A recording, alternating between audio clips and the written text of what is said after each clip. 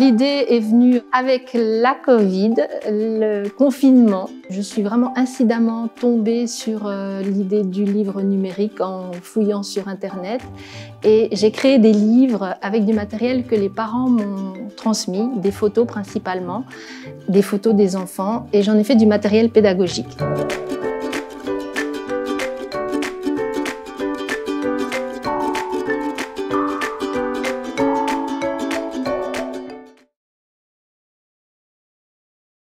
Les Educreators Exchange, c'est une série d'événements que nous organisons pour présenter les projets que nous avons identifiés l'année passée.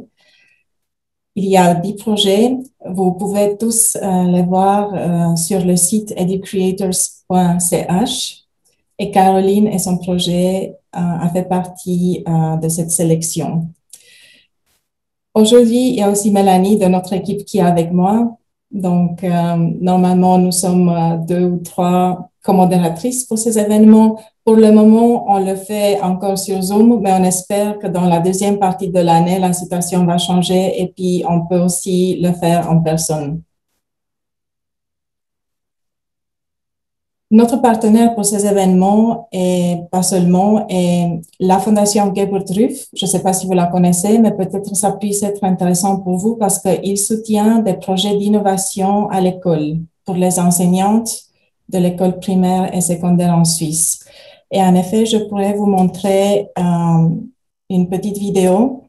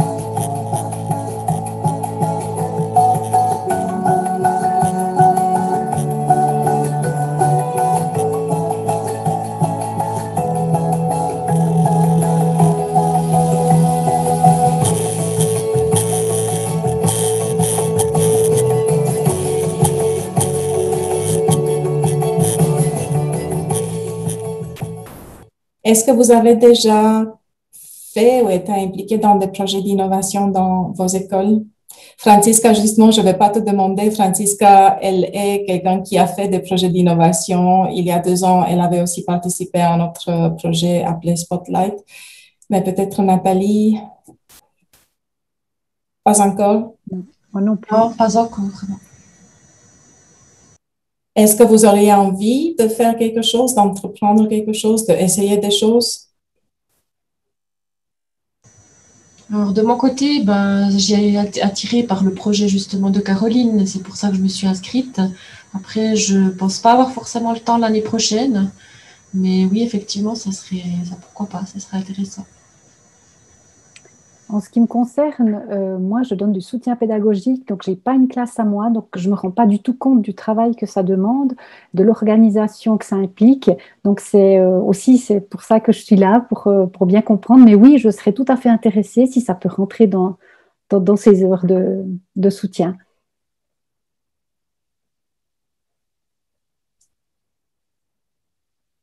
Alors, pour ma part, dans ma classe à la Chaux-de-Fonds, ma collègue a fait du stop motion avec les élèves. Et puis, moi, pas du tout parce que ça tombait pas sur les jours où moi j'étais en classe. Mais c'est vrai que c'est quelque chose qu'on va sûrement remettre sur pied l'année prochaine. Ça, c'est super.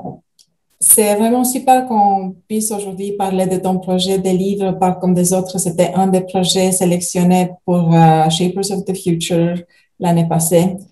Un très, très beau projet, très inspirant. Et puis, j'ai eu la chance d'être sur place et de voir en action avec les enfants. Et ça m'a beaucoup touchée, je dois dire. Donc, j'ai pensé de structurer notre discussion aujourd'hui en 3 parties.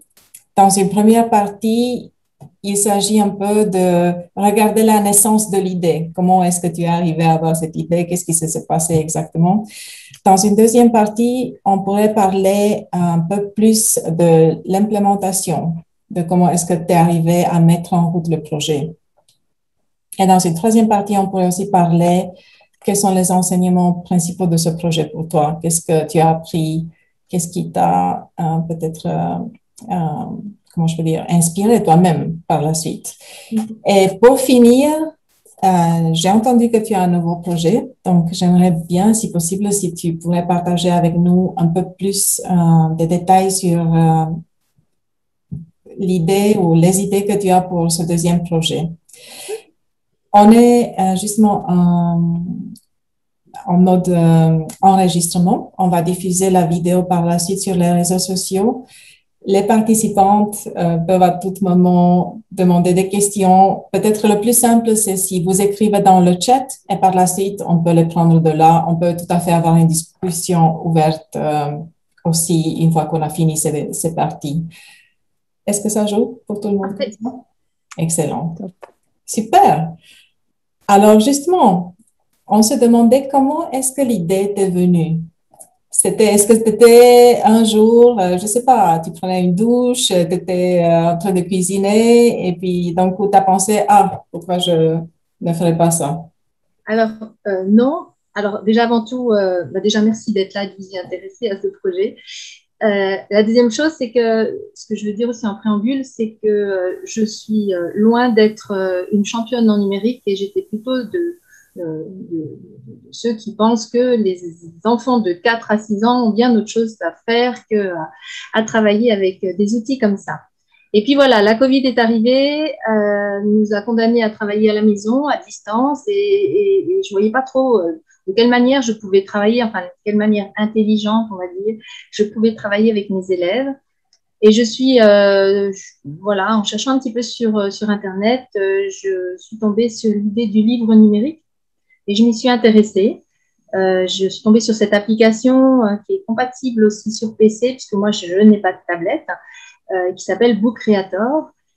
Et en explorant un petit peu cette application, j'ai trouvé ça a priori génial, a posteriori aussi, très facile d'emploi pour quelqu'un comme moi qui justement n'est pas du tout aguerri aux outils numériques. Donc en gros, c'est un livre dans lequel on peut injecter du son, de l'image, du texte, du dessin, de l'audiovisuel. Donc c'est assez complet. Et du coup, j'ai créé des livres comme ça pour communiquer avec mes élèves et pour leur créer du travail qui c'est aussi basé sur des photos et du matériel que les parents m'ont envoyé et que j'ai un petit peu traficoté pour pouvoir voilà, questionner les enfants et puis créer du matériel pédagogique à partir de leur vécu à la maison. Voilà, il y avait un livre par semaine, il y a eu le livre de Pâques, le livre du 1er avril, le livre du printemps, le livre, je ne sais plus, enfin j'en ai créé 6 je crois. Ça a bien fonctionné et l'idée c'était qu'en fait les enfants, une fois que les parents avaient ouvert leur ordinateur et puis cliqué sur le lien, les enfants étaient complètement autonomes puisque je leur donnais les consignes oralement. Donc, ils n'avaient pas à être dépendants d'un adulte qui leur aurait dit « tu dois faire ci, tu dois faire ça ». Donc, ils étaient complètement autonomes et puis, bon, voilà, le matériel était assez attractif, assez vivant et puis, en plus, ils pouvaient communiquer les uns avec les autres. Voilà. Une fois revenue à l'école, je ne sais plus, fin mai, juin, je me suis dit « mais tiens, pourquoi ne pas utiliser aussi ces livres et les faire utiliser par les enfants et qu'ils puissent, eux, créer du matériel là-dessus. » Alors, je suis allée louer des tablettes. Et puis, il me restait un mois. Donc, avec mes plus grands élèves, on a expérimenté ça. Et j'ai vu que c'était très facile pour eux. C'est vrai que c'est très intuitif. Et puis, en l'absence de porte ouverte à cause de la Covid, eh bien, par groupe de 3, ils ont pu créer un petit document qu'ils ont transmis à leurs parents. Et je me suis dit, ça marche très bien. Donc, pourquoi ne pas effectivement utiliser ça à plus long terme pour y faire des projets un petit peu plus nourris, pour y mettre plus de matériel. Et voilà, vous êtes arrivés sur mon chemin. Vous m'avez tendu la main et ça a été une belle opportunité pour voilà, pour m'aider à démarrer ce projet. En parlant du chemin, en effet, ça serait aussi intéressant de savoir un peu plus sur ton chemin personnel, si tu aimerais partager avec nous. Alors, par rapport à quoi? Par rapport à ton expérience professionnelle. Oui. Alors, ce que tu as fait dans le passé et comment tu es arrivé à être aujourd'hui au collège 1, 2, 3 Soleil. Ah, d'accord. Alors, voilà, moi, pour les gens qui ne me connaissent pas, je travaille avec des élèves de 4 à 6 ans, première, deuxième année, donc c'est les premiers degrés. Je travaille donc au Pont de Martel depuis 2005, donc, avec des élèves du même âge, de cette même tranche d'âge. Et il faut dire aussi que dans nos objectifs, dans notre programme d'études roman, jusqu'à il y a peu de temps, puisque le programme a été revu au plan numérique, on était tenu de faire du numérique avec nos élèves et je dois dire, je ne savais pas trop quoi faire. Et dans ce qui nous était proposé, sur un PC unique dans une classe, en tout cas, je ne sais pas comment faisaient mes collègues, mais moi, je mettais les élèves par 1 ou par 2 à faire des petites bricoles, on va dire, qui n'étaient pas forcément reliées à un sujet qu'on traitait et ça ne m'enchantait guère. Et donc, du coup, je ne me suis jamais vraiment intéressée à quelconque projet numérique et je me suis plutôt intéressée à faire des projets en extérieur, des projets de musique, des choses d'un tout autre ordre. Mm-hmm. Le sujet de la technologie, surtout au jardin d'enfants et à l'école primaire aussi, c'est assez délicat, n'est-ce pas? Parce qu'il y a beaucoup de soucis sur l'utilisation de la technologie aussi. Comment est-ce que tu as fait pour convaincre les parents et même pas seulement les convaincre, mais les impliquer vraiment pour vivre dans ce projet? Oui. Alors, il y a déjà eu cette première expérience en fin d'année, au mois de juin, où les parents de mes grands élèves ont reçu ces premiers... déjà, ils ont pu voir ce qui s'est passé pendant la Covid, parce qu'ils étaient aussi des transmetteurs de ces documents. Ensuite, ils ont reçu les travaux que leurs enfants avaient fait. Donc, là, ils ont pu mesurer que leurs enfants étaient capables de faire, de servir de cet outil. Et puis, ces élèves, je les ai quittés, parce qu'ils sont passés en 3e année. Donc, j'ai redémarré l'année avec ce projet et l'intention vraiment d'impliquer mes élèves de façon à plus long terme. Et en fait, j'ai commencé à la réunion de parents par leur présenter le fonctionnement de la classe avec des photos que les enfants avaient prises et à partir justement de la tablette. Donc, ils ont été investis juste dans la prise de photos, présentation de leurs ateliers, de la classe, etc. Et puis, présentation ils ont fait des dessins, etc. On a fait une petite histoire là autour et ça a été projeté aux parents sur mon tableau blanc avec un drap dessus et un beamer emprunté à la médiathèque.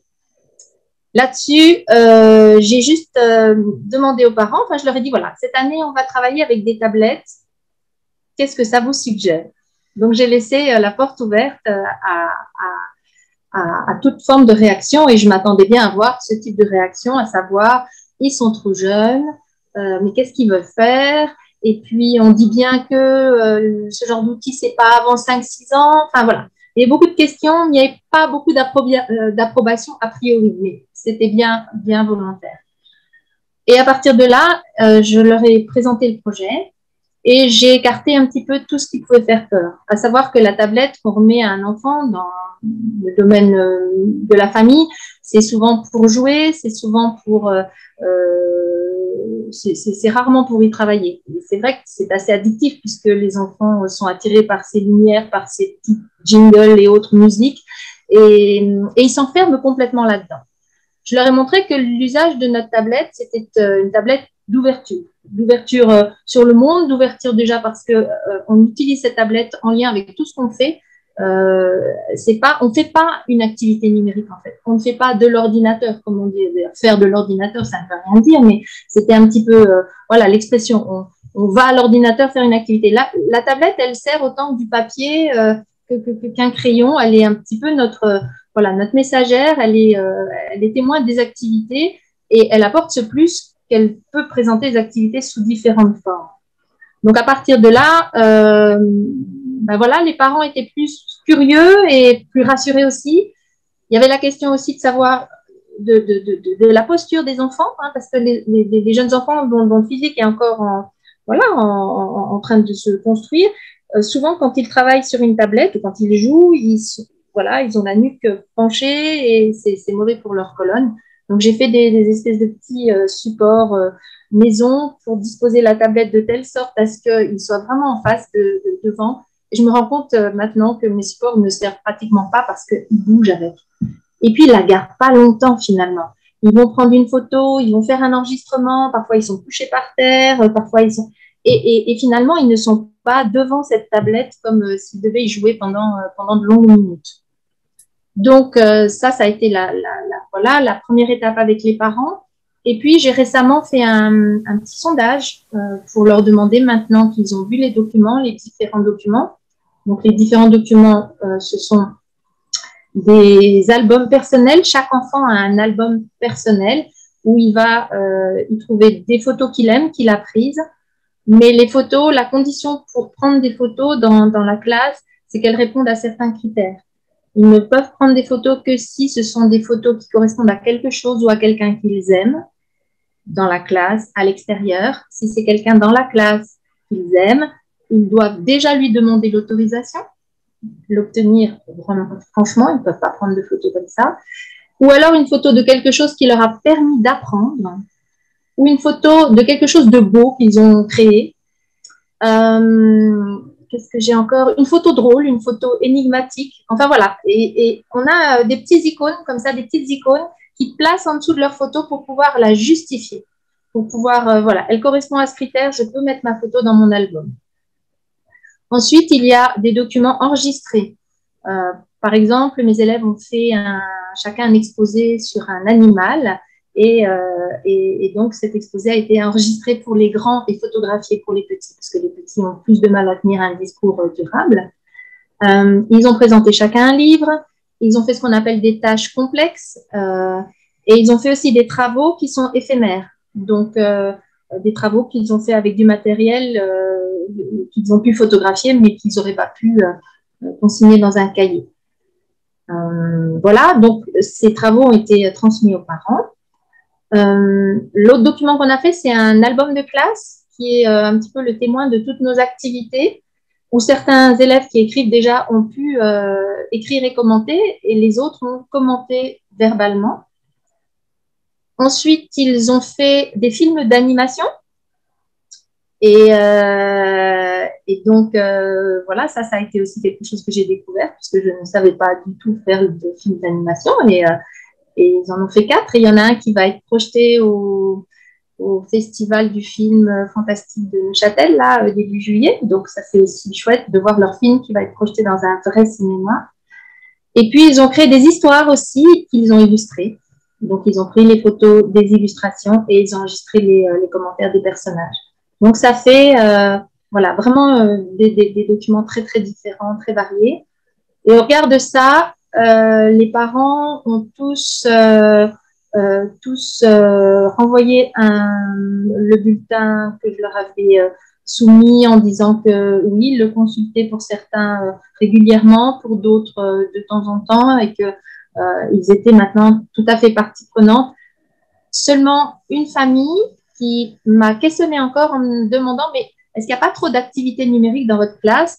Et là, j'ai refait un détail écrit pour leur dire on ne fait pas des activités numériques, et leur expliquer comment ça marchait, puisqu'on a un deuxième, effectivement, outil numérique qui prend de la place dans la classe et qui pouvait être aussi source d'inquiétude pour les parents. Donc, il faut beaucoup, la moralité, enfin, ce que je retiens de ça, c'est qu'il faut beaucoup informer, voir, inviter les parents à voir, manipuler, leur montrer, parce que ça inquiète beaucoup, a priori, effectivement, tous ces outils.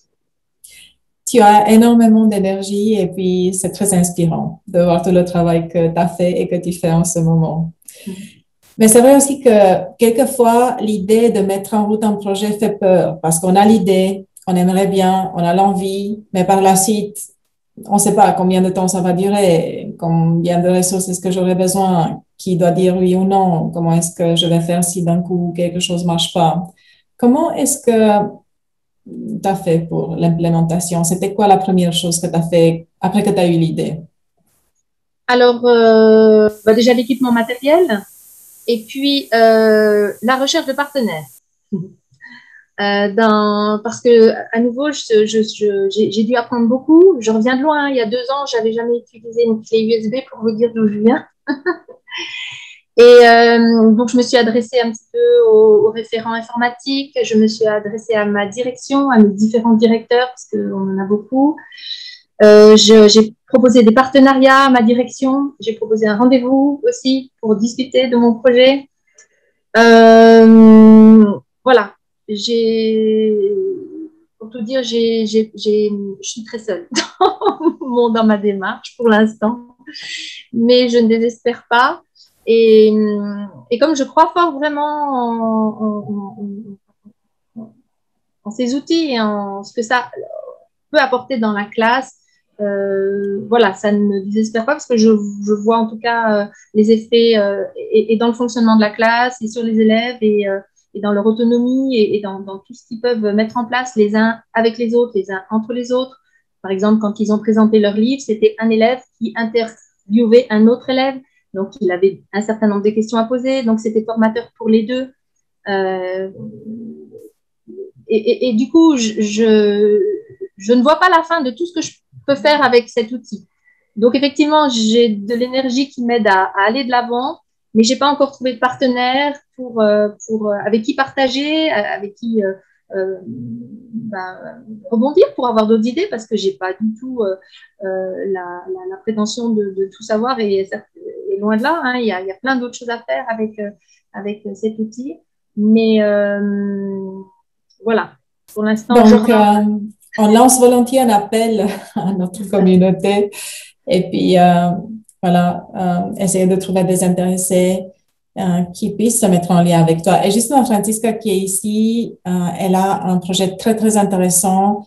On va partager aussi avec toi par la suite la vidéo. Mais ça vaut la peine peut-être d'être en contact avec elle parce que je pense que vous deux, vous avez beaucoup de choses en commun et ça puisse être très inspirant. Voilà. Ce que je peux juste rajouter, Christina, c'est que à nouveau, je ne suis pas une spécialiste, mais j'ai vraiment la foi dans ce que je fais et puis j'ai envie de le transmettre.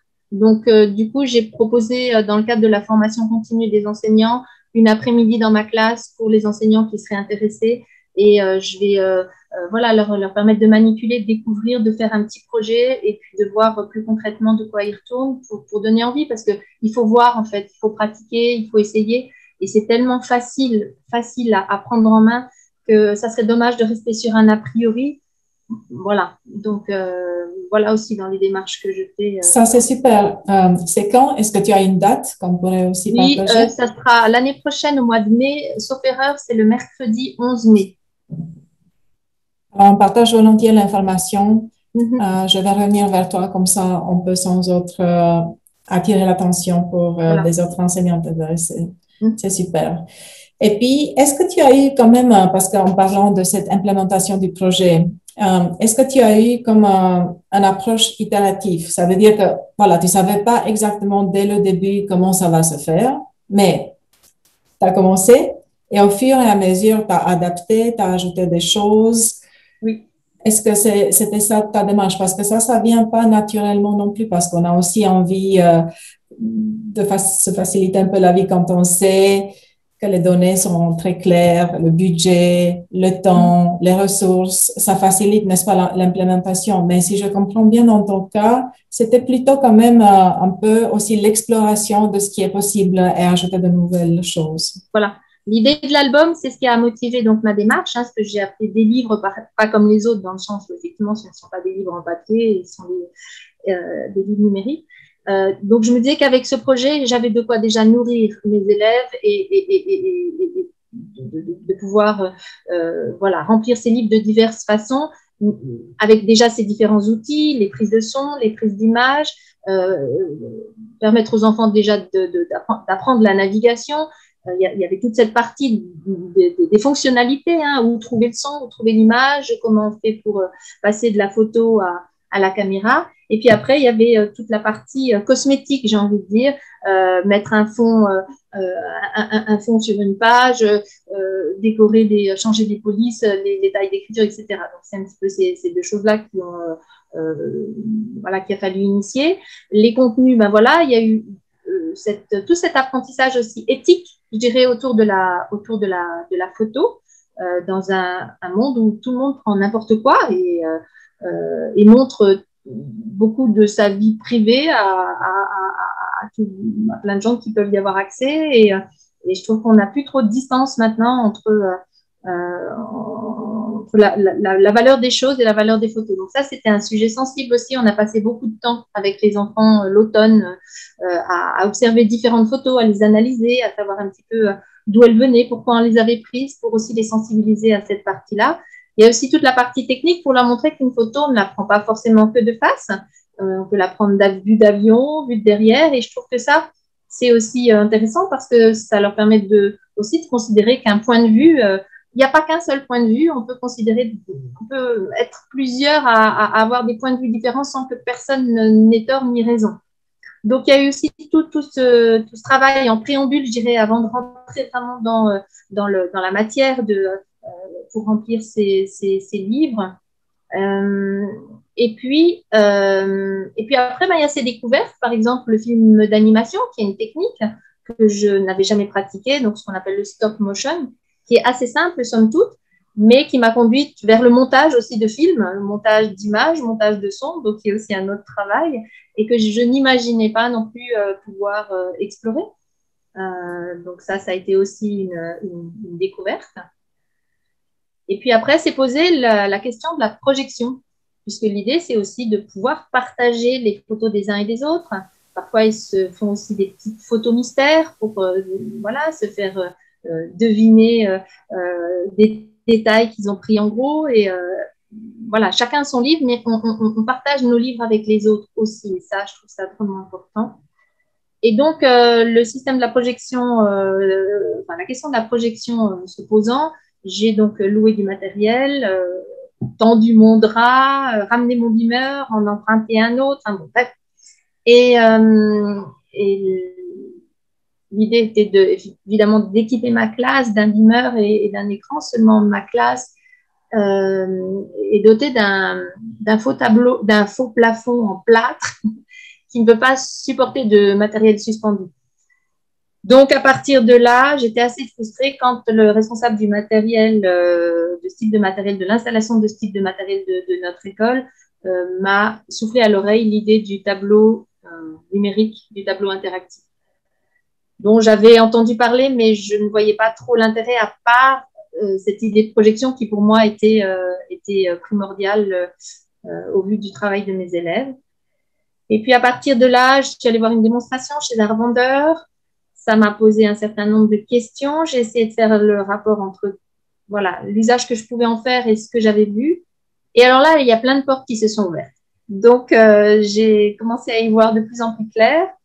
Chercher des informations sur Internet, dans des livres que j'ai empruntés à la médiathèque. Mais étonnamment, il y a très, très peu de choses à ce sujet. En tout cas, très peu d'explications, très peu d'exemples, si ce n'est on voit beaucoup cet outil utilisé comme surface de projection.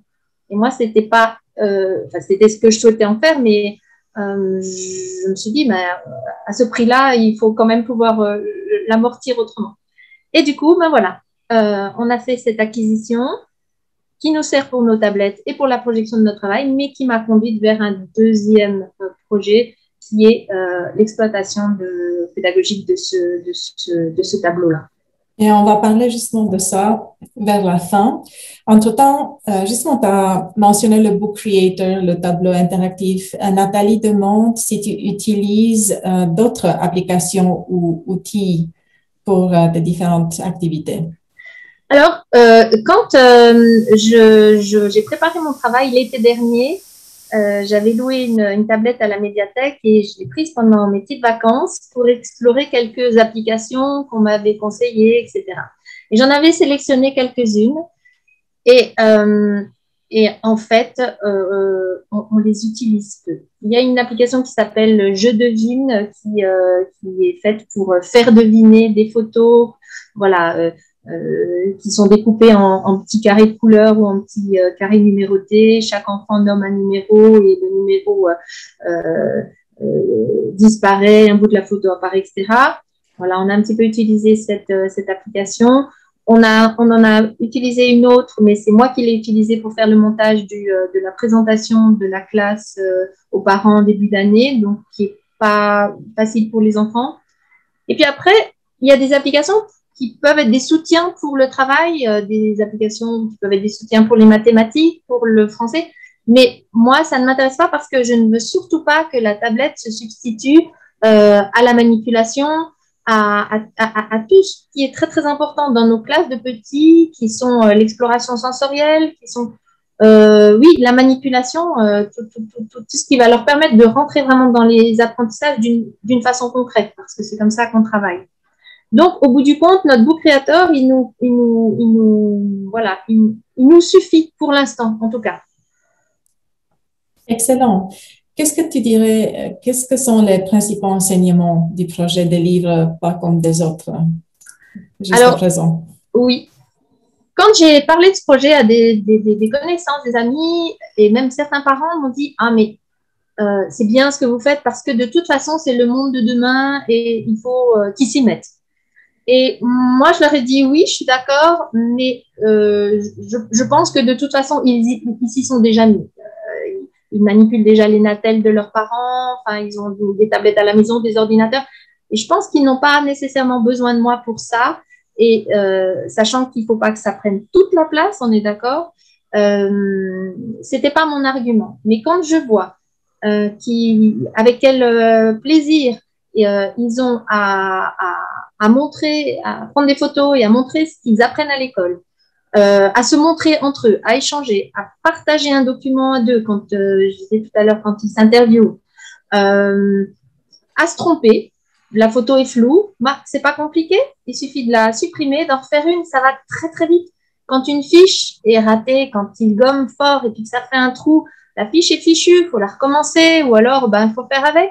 Alors que là, le statut de l'erreur est complètement différent et c'est beaucoup plus léger pour eux. Donc, ils peuvent se permettre d'essayer. Pour tout ce qui est enregistrement aussi, c'est impressionnant pour des petits d'enregistrer leur voix, de faire des commentaires. Les plus jeunes de mes élèves en début d'année, voilà, ils n'articulent pas bien. Alors, c'est pas bien grave. On peut se permettre de recommencer aussi ou alors de garder tel que c'est et de refaire le même type d'enregistrement quelques mois plus tard pour que l'enfant se rende compte comme il a fait des progrès au niveau de son langage. Parce que tout ça, ce sont des traces et des traces pour eux, parce que oui, ça se communique, mais c'est aussi et avant tout pour eux. Et c'est un recueil de traces qui est assez gratifiant.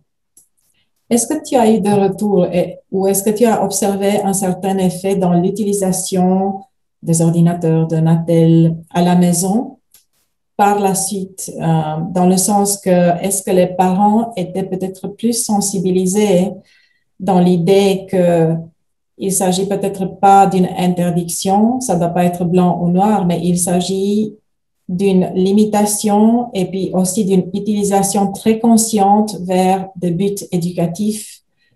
Est-ce que tu as remarqué un certain effet sur les parents dans ce sens? Oui. Alors, ben, justement, dans ce petit questionnaire que je leur ai remis là, début du mois de juin, fin mai, il y a eu des retours dans ce sens-là et qui ont permis aussi de désamorcer toute cette peur que beaucoup de parents avaient vis-à-vis de cet outil, parce que dès qu'on parle de tablettes et de petits enfants, on a tous cette même réaction de dire « Oh là là, mais c'est bien trop tôt », parce qu'on a cette image de l'outil à nouveau où l'enfant s'enferme, alors que au sein de la classe, c'est, je le redis, un outil d'ouverture sur le monde, d'ouverture sur les autres, d'ouverture sur leur famille, ou les amis, enfin, puisque ce lien peut se partager. Et oui, du coup, les parents sont rassurés. Tu avais mentionné que les enfants ont beaucoup aimé d'être impliqués dans un tel projet. Est-ce que tu as remarqué dans leur développement, comme c'était comme visible qu'il y a eu un impact positif en faisant ça ensemble d'une façon créative. Est-ce que tu pourrais dire que ça a aidé aussi à stimuler leur créativité d'un côté, mais aussi peut-être la communication et le travail en équipe, si on peut dire déjà? Oui. Ça, honnêtement, j'aurais du mal à le mesurer. Ce que je peux dire, par contre, c'est j'avais pris un certain nombre de mesures de prévention en me disant ils vont être tentés, ils vont me réclamer cette tablette très souvent, parce que l'idée, c'était aussi qu'ils aient l'autorisation de prendre chacun une photo par semaine, pour autant qu'elle réponde aux critères que j'ai définis, une photo, comme j'ai dit, une photo éphémère, une photo qui apprend, une photo d'un sujet qui apprend, une photo de quelque chose qu'on aime. Et j'avais mis un petit dispositif avec des petites perles qui permettait chaque semaine de mettre sa petite perle sur sa petite brochette pour dire j'ai pris ma photo, je ne peux plus en prendre. Et en fait, ils ont bien compris l'usage qu'on en fait, voilà, l'usage de la tablette à l'école. Et il n'y a pas de recherche d'aller chercher autre chose, ni de jouer avec. Donc, c'est réjouissant pour eux. Et en même temps, il n'y a pas de recherche pour tricher ou pour en faire un autre usage. Ça, je peux le mesurer. Le reste, je trouve que c'est difficile parce que c'est un outil, voilà, dans un enseignement qui en utilise d'autres. Et je trouve que c'est vraiment difficile de pouvoir dire, dans la mesure où on n'utilise pas ça exclusivement dans la classe, de dire quels effets ça produit. Si ce n'est que c'est une forme d'apprentissage réjouissante en tout cas. Avant de laisser la place pour d'autres questions, s'il y a peut-être, qu'est-ce qui a été le plus surprenant pour toi personnellement dans ce projet? Qu'est-ce que tu as appris ou découvert que tu t'attendais pas, qui t'a fait peut-être un effet, oh wow, ça c'est quelque chose d'inattendu? Mais je pense que c'est plus le regard des enfants quand ils s'écoutent, quand ils se regardent et quand ils sont tous ensemble à regarder le travail d'un autre. Et étant entendu que, pareil, on a bien insisté sur le fait qu'il n'y avait pas de jugement, qu'il n'y avait pas de... Et en fait, tout est réjouissant.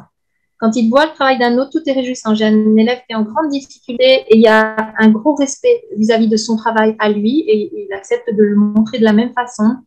Et tout le monde se réjouit du travail des autres. Et il y a vraiment quelque chose autour du partage auquel je ne m'attendais pas.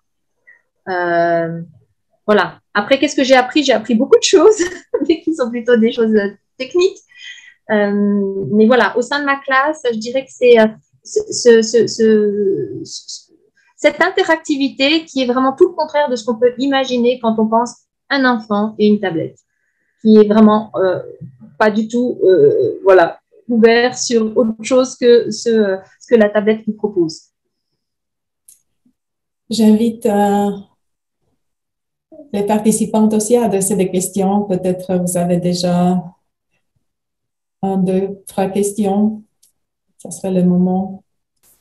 Sinon, je pense que, Caroline, toi, tu es très disponible. Donc, je peux m'imaginer que les gens peuvent s'adresser à toi directement. Oui, bien sûr, oui. Oui, parce qu'en fait, moi, vraiment, j'ai envie de partager ça et ce que je dis, c'est que voilà, moi, je suis plus proche de la retraite que du début de ma carrière.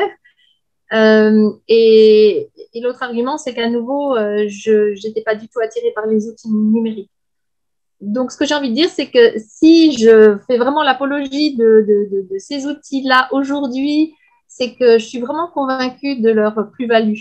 Et voilà, si je peux partager avec d'autres personnes et convaincre d'autres personnes qui, comme moi, se disent nulles en informatique mais qui ont envie d'aller dans cette direction, voilà, c'est vraiment porteur et je trouve que c'est un gros plus dans la classe.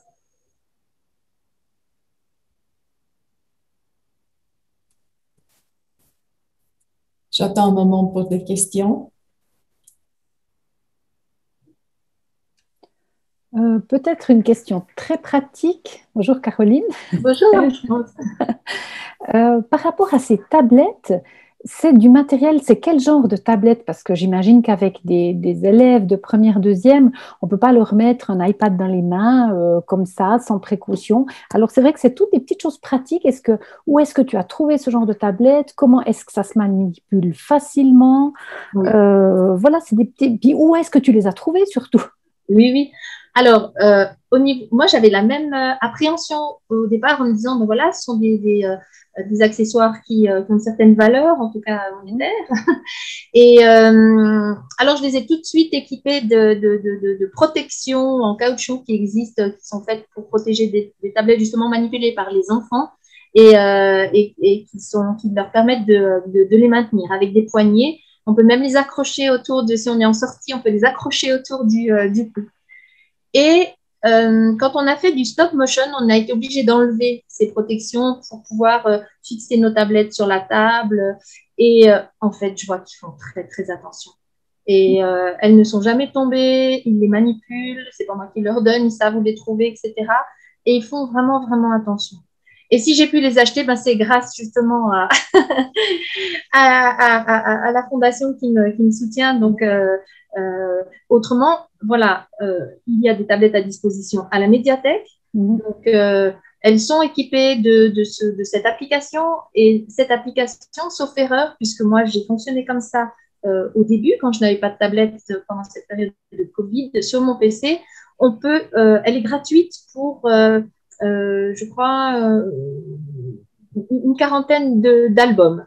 Et après, il me semble qu'elle est payante. Donc, tu peux tout à fait, toi, essayer sur ton PC et faire des tests sur ton PC pour voir voilà, comment ça fonctionne. Ok, merci beaucoup.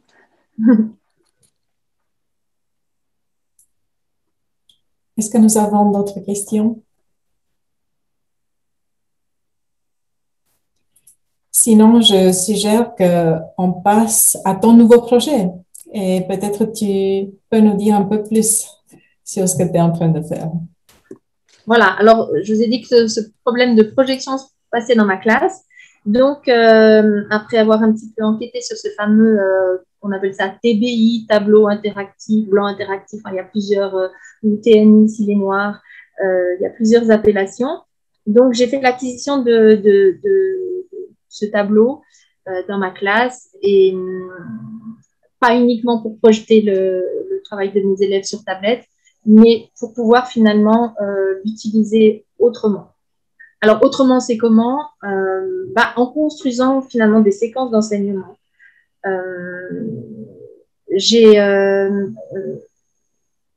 Comment dire? Quand on a ce tableau-là, on peut faire différentes choses.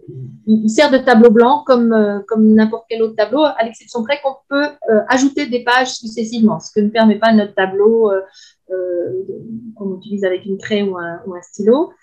Alors, avec cette fonction-là, par exemple, mes élèves ont chacun un numéro qui leur est attribué. J'ai 18 élèves, donc chaque élève a un numéro qui correspond à une page de tableau. Donc, si mes élèves ont un travail à faire sur une grande surface, il leur suffit d'aller cliquer le numéro de leur page et ils peuvent faire leur travail de recherche. Si c'est une tâche complexe, par exemple, un petit problème mathématique où ils doivent représenter les données pour pouvoir résoudre ce problème. Et s'ils n'ont pas le temps de le faire, le travail est conservé. Avant qu'on puisse en discuter, faire une mise en commun, le travail est conservé et on peut passer comme ça d'une page à l'autre et chaque élève peut présenter son travail aux autres. Donc ça, c'est une des fonctionnalités du tableau. Évidemment, on a accès à toute forme de documents sur Internet, à toute forme de projection. On peut capturer des photos, on peut, voilà. Et puis, là où je trouve que c'est vraiment intéressant, et pour ça, il faut avoir une bonne application. Et c'était aussi quelque chose qui me perturbait parce que j'étais pas bien sûre d'être à la hauteur de pouvoir créer des documents pédagogiques avec n'importe quelle application. Alors, j'en ai trouvé une qui est aussi intuitive que Book Creator et qui permet finalement de créer des séquences d'enseignement d'une façon simple. Je vais vous donner un exemple. Je vais en cours d'école avec mes élèves jeudi prochain. On va aller voir un musée à Neuchâtel qui s'appelle le Laténium. Donc, je suis allée prendre des photos la semaine passée dans ce musée et avec les photos que j'ai prises, j'ai pu créer finalement un document qui permet de présenter les lieux sans trop dire ce que c'est, qui permettent de mettre les enfants en pleine réflexion. Tiens, il y a un lac, où c'est une drôle de maison. Tiens, il y a des écritures, on trouve ces écritures-là. Et sur un document qui se déroule page après page, les enfants vont rentrer dans le vif du sujet avec les photos que j'ai prises, qu'on peut projeter en grand. Donc, le document est prêt, les photos sont prêtes, qu'on peut rassembler par collection. Donc, j'ai fait des collections d'objets en terre, d'objets en paire, d'objets en osier, puisque c'est ce qu'on trouve dans ce musée qui est un musée de la préhistoire. Et chemin faisant, pas à pas, page après page, les enfants rentrent vraiment dans le vif du sujet. Et comme ce tableau, ma foi, a une grande surface, tout le monde est intéressé, tout le monde participe, tout le monde voit. Je ne suis pas avec un petit prospectus que je leur montre comme ça de loin en disant, vous voyez, c'est là, alors vous ne voyez pas très bien, mais je vais vous dire ce qui est écrit. Non, ils peuvent le voir, ils peuvent deviner, ils peuvent faire des hypothèses. Et du coup, c'est magnifique parce que ces documents, ils sont faits, ils servent pour cette fois-ci, mais ils peuvent servir pour une autre fois ou pour une collègue ou un collègue. Ils peuvent être modifiés suivant la classe. Je peux transmettre ce document à une classe peut-être d'élèves de 8e qui vont faire la même visite, mais évidemment sous un autre angle. Et à partir des photos, ils vont pouvoir, l'enseignant va pouvoir travailler autrement les photos. Et du coup, je suis en train de me créer une banque de documents comme ça. J'ai des présentations de peintres, j'ai des documents en graphisme, etc., qui sont vraiment séquentiels, donc qui permettent aux enfants vraiment de rentrer dans l'activité d'une façon assez époustouflante. On est allé voir aussi une exposition sur Paul Klee il y a 15 jours. Et en projetant des tableaux de Paul Klee, mais tous mes élèves, même ceux qui parlent le moins, voyaient des tas de choses dans ces tableaux parce que voilà, le fait de les voir en grand, certains voyaient des petits détails, alors ils pouvaient aller les souligner, les entourer évidemment, puisqu'on a toute une palette d'outils.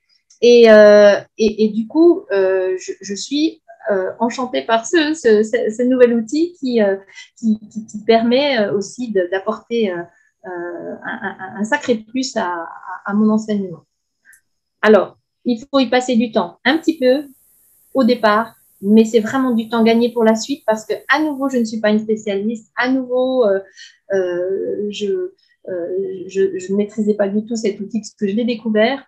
Mais une fois que ce temps-là est passé, une fois qu'on connaît bien les fonctionnalités, il y a vraiment beaucoup de choses à faire. Et puis ça, c'est aussi quelque chose que j'ai envie de dire et de transmettre parce que si je n'ai pas trouvé beaucoup d'informations sur Internet, en fait, c'est d'après ce que j'ai compris, ce type d'outil a commencé à apparaître dans les classes il y a à peu près 15 ans, en Angleterre, au Québec, en France. Et on s'est dit, oh là là, c'est magnifique. Et dans beaucoup d'endroits, on a doté des écoles sans former forcément les enseignants. Le matériel n'était pas très performant, tombé en panne. Et certains enseignants ne voyaient pas du tout ce qu'ils pouvaient faire avec ça. Donc, du coup, c'est resté soit au fond d'une classe, pas partout évidemment, mais pour les gens qui n'étaient pas convaincus ou pas formés, ou alors c'était uniquement utilisé comme surface de projection. Je trouve que c'est un peu cher pour l'utiliser uniquement comme surface de projection. Et à nouveau, mon idée, ça serait de pouvoir communiquer aussi tout ce que j'ai appris et de dire, mais regardez là, avec une bonne application facile, intuitive, il y a vraiment de quoi faire des choses magnifiques. À nouveau, sans que les enfants soient rivés, on ne fait pas des activités numériques avec ce tableau, c'est juste une surface, comme l'est le tableau blanc, mais qui nous propose une autre forme de présentation, une autre forme d'organisation des documents, un petit peu comme si je faisais mon livre idéal de mon sujet, quoi. Le livre qui n'existe pas parce que quand on fait nos leçons, on va piocher à droite, à gauche et puis on fait comme on peut. On utilise notre tableau, après on efface parce qu'il faut mettre d'autres documents, mais mince, on aurait bien aimé garder quand même des traces. Avec cet outil-là, tout est possible, on peut tout garder et vraiment, c'est un outil formidable. C'est super d'entendre tout ce que tu fais. Je pense que tu ne devrais pas aller à la retraite. C'est pas tout de suite, hein, mais... Donc, je pense qu'on a tous un intérêt que tu restes le plus longtemps à l'école. Ce que je veux juste rajouter, c'est que ce tableau s'appelle tableau interactif, je pense, dans l'idée où les enfants peuvent aller eux-mêmes entourer, cliquer, etc. Mais pour moi, l'interactivité, elle est vraiment multidirectionnelle. C'est-à-dire qu'elle est déjà parmi les enfants. quand ils ont des documents comme ça en grand, qu'ils voient tous, sans avoir besoin de se déplacer, donc qui sont lisibles, qui permettent aussi de mettre le focus pour les enfants qui sont en déficit d'attention, eh bien, il y a une interactivité qui se passe entre eux. Ils font des hypothèses, ils échangent, ils réfléchissent, mais c'est tout ce qu'on attend de nos élèves, qu'ils réfléchissent. Et puis après, eh bien, ils vont créer eux-mêmes, typiquement, un tableau à la manière de Paul Klee. Une fois qu'on a bien décortiqué, analysé comment l'artiste avait fait, on éteint le tableau et on va retourner avec nos pinceaux, avec notre matériel vraiment concret. Et voilà. Donc, cette interactivité, c'est pas uniquement, et c'est ce que je dis aussi aux gens qui ont peur en disant oui, encore des tableaux où ils vont dessiner avec le doigt. D'abord, ils n'utilisent pas que le doigt, ils utilisent aussi un stylet qui est très bien fait et qui est vraiment aussi fonctionnel qu'un crayon. Mais tout ce qui se passe entre eux, c'est d'une richesse et effectivement, quand on arrive avec du matériel qu'on a photocopié, pas trop parce qu'il ne faut pas utiliser trop de papier, pas trop d'encre, qui est réduit, on va perdre un certain nombre d'enfants, puis il ne faut pas l'abîmer parce que ça peut servir. Là, on peut utiliser autant de fois le document qu'on veut, sous la forme qu'on veut, le compliquer, le simplifier, l'injecter dans les pages des enfants pour qu'ils puissent travailler dessus. Donc, il y a vraiment, vraiment, vraiment une richesse d'utilisation. Et voilà, quand on me dit, voilà, c'est une surface de projection, je dis non, il faut vraiment l'utiliser pour autre chose parce que ça vaut la peine. Et puis, c'est super que tu mets à disposition tes connaissances et ton expérience et puis que tu planifies ces journées de formation aussi. D'un autre côté, bien sûr, nous sommes ici pour te soutenir. Donc, on peut sans autre partager l'information, essayer d'activer plus d'enseignantes. Et puis, peut-être ça vaut la peine de faire aussi une petite vidéo lors de la journée de la formation. Comme ça, on peut partager même pour les personnes intéressées qui ne puissent pas être là, se déplacer. Ça pourrait être, je pense, très intéressant. Oui. Et puis, je réponds, Francisca, à ta réponse. Je voulais juste ajouter par rapport à ces tableaux, la seule chose qui me fait un petit peu peur, c'est qu'il se passe la même chose chez nous en Suisse que ce que j'ai lu et entendu dans d'autres pays. Finalement, pas mal d'enseignants ont rejeté ces tableaux, faute de formation, faute de connaissances, faute d'accompagnement. Il ne suffit pas juste de savoir comment ça s'allume et comment on peut relier à un PC.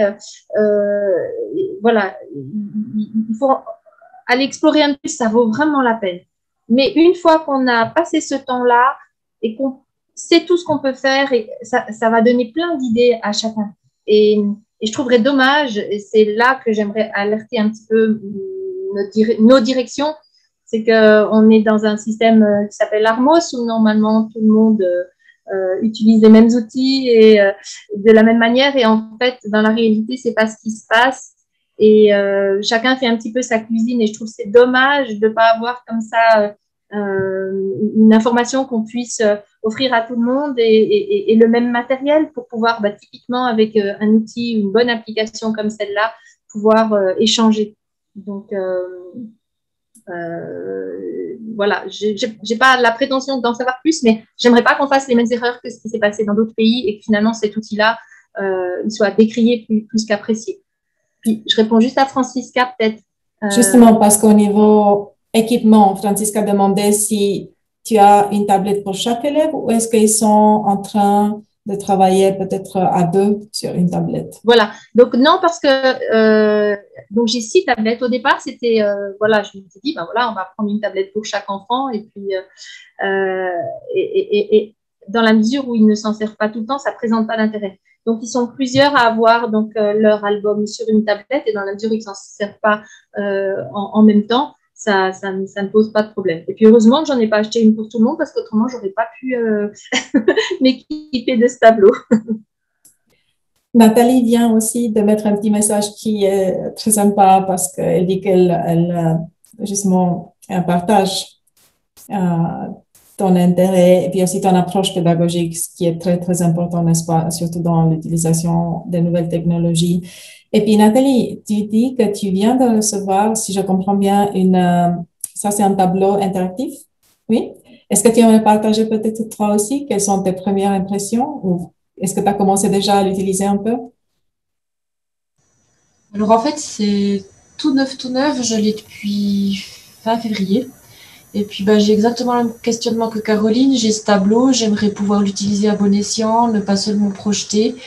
Et puis je suis en recherche et je trouve peu d'activités effectivement sur Internet. Et puis du coup, je trouve fort intéressant ce que Caroline a dit parce que c'est exactement ce que j'aimerais en faire, pouvoir l'utiliser. J'ai encore pas ce, comment dire, ça vient pas encore tout seul de préparer les activités avec le TBI, mais c'est vraiment ce que j'aimerais pouvoir faire. Et ça m'a beaucoup parlé, ce que tu disais, Caroline, par rapport à Paul Klee. On est aussi allé le voir. Et puis, ça a été vraiment un outil fort sympa que j'aurais pu utiliser et je l'ai pas fait. Donc, du coup, voilà, tu nous donnes plein d'idées. Merci. Tu es où, Nathalie? Je suis dans le Vallon de Saint-Imier. D'accord. On s'est déjà rencontrés. C'est pas bien loin. Oui, on s'est rencontrés en formation. Hein. Oui, c'est ça. Hein. J'avais un doute. Hein. Mais moi, volontiers, j'accueille toutes les personnes qui sont intéressées dans ma classe parce que voilà, mon seul intérêt, c'est de partager et puis et qu'après, chacun partage aussi ce qu'il a appris et que ça fasse des émules, quoi. Parce que je crois vraiment le plus en la formation par les pairs, donc par nous-mêmes. Et vraiment volontiers, tu es la bienvenue dans ma classe, comme ça, je te montre. J'ai passé quelques week-ends à... Heureusement, il n'a pas fait très beau ces derniers temps, donc... Mais ouais, avec plaisir. Avec un grand plaisir pour moi aussi, alors. Je te contacterai, alors. C'est bien. J'hésite pas. Oui. C'est super. Et puis, on a aussi un groupe sur LinkedIn. Je ne sais pas si vous êtes déjà, mais si vous êtes déjà, on peut sans autre vous ajouter facilement. Comme ça, vous êtes aussi en contact avec la plus grande communauté. Mélanie va envoyer un email et puis on va donner tous les détails. Parce que justement, je me dis aussi, Francisca, de son côté, je ne sais pas, Francisca, si vous utilisez aussi déjà un tableau interactif. Nous avons des iPads avec les petits, nous avons 5 par classe. Pour le moment. Je pense que, oui, pour le moment, mais je pense que ça suffit parce que moi, je trouve que souvent, c'est bon que ce sont 2 élèves par tablette. Par exemple, pour prendre une photo, c'est quelqu'un qui peut tenir. Oui, l'autre élève qui peut faire la photo. Alors, oui, pour les petits, ça va bien qu'ils travaillent à 2, je pense. Oui, c'est un bon début. Et puis, finalement, c'est pas le nombre de tablettes ou la technologie, c'est plutôt l'envie de démarrer. Et puis, on trouve toujours des solutions créatives aussi. Donc, oui, et puis la façon de s'en servir aussi, oui. Tout à fait. Donc, c'est super si ça génère des idées et puis par la suite, vous pouvez rester en contact. Et puis, je ne sais pas si peut-être il y aurait d'autres questions pour Caroline. On va s'approcher vers la fin de notre soirée.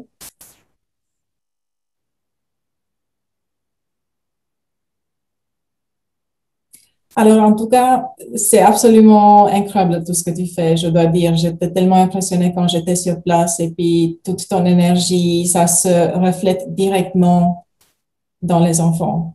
Parce que quand nous sommes dans ta classe, c'est juste incroyable. Donc, on a vraiment l'envie de rester là et de redevenir enfant. Et puis, c'est pas seulement l'énergie, c'est aussi l'approche pédagogique et la façon créative dont tu utilises divers moyens. C'est pas que la technologie, en fin de compte, pour inspirer et puis ouvrir les yeux, l'intérêt des enfants, c'est absolument incroyable. Donc, pour tout ça, on te remercie. Merci pour tout ton travail, c'est absolument incroyable. Et puis, justement, on a besoin de gens comme toi, comme vous, parce que c'est comme ça que l'éducation change et qu'on prépare les enfants pour leur avenir, indépendamment de ce qui va se passer. Merci surtout à vous pour votre soutien, tous les soutiens en tout cas que vous avez apportés, parce que ça m'a permis d'avancer aussi et c'est aussi une posture d'enseignant qu'on remet en question. Et je trouve qu'on est quand même dans un métier qui est un métier usant, et que si on ne se remet pas en question de temps en temps, eh bien, notre enseignement devient médiocre et on n'enseigne plus avec le plaisir. Et si on n'enseigne plus avec le plaisir, on n'en donne plus aux enfants et je trouve ça tellement triste.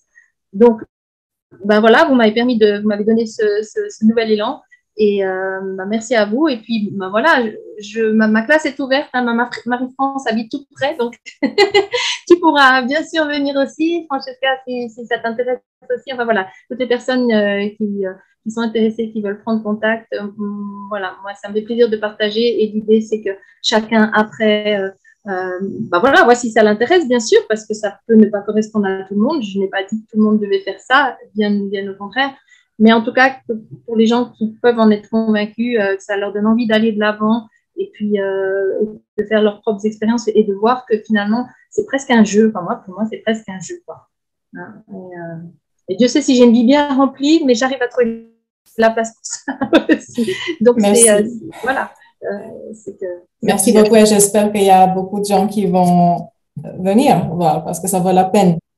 Donc, sur ça, un grand merci à vous tous pour être ici aujourd'hui. Merci beaucoup, Caroline, pour avoir partagé ton expérience. Et puis, nous nous réjouissons de rester en contact. Merci à tous pour votre intérêt. Et puis, à nouveau, je suis à disposition avec grand plaisir.